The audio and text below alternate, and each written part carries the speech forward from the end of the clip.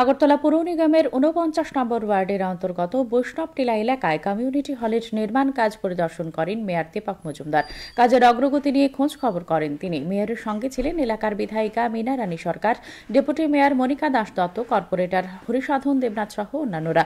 Mayor বলেন, ১,২৩,০০,০০০ টাকা ব্যয়ে নির্মীয়মান কমিউনিটি হলটির নির্মাণ কাজ আগামী ৩ মাসের মধ্যে শেষ হবে। ৪০০ আসন বিশিষ্ট অত্যাধুনিক এই কমিউনিটি হলটি তৈরি হলে এই এলাকার দীর্ঘদিনের দাবি পূরণ হবে বলেও জানান তিনি।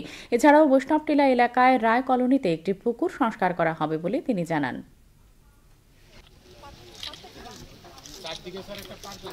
বাউন্ডারি ওয়ালের প্রয়োজনীয়তা আছে সুরক্ষার জন্য বা সৌন্দর্যের জন্য, সেটা করার চেষ্টা করব আমরা।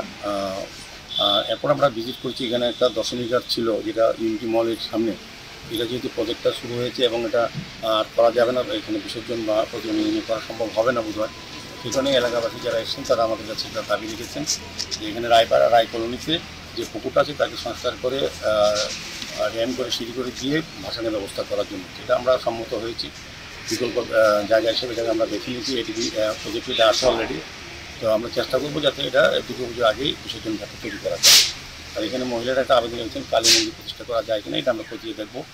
যদি করা সম্ভব হয় নিশ্চয় আমরা করে দেবো। তো সার্বিকভাবে মানুষের যে চাহিদা আছে বা সমস্যা আছে সেই সমাধানের জন্য আগরতলা পৌর নিগম সারা শহরব্যাপী বিভিন্ন ওয়ার্ডে কাজকর্ম চালিয়ে যাচ্ছে।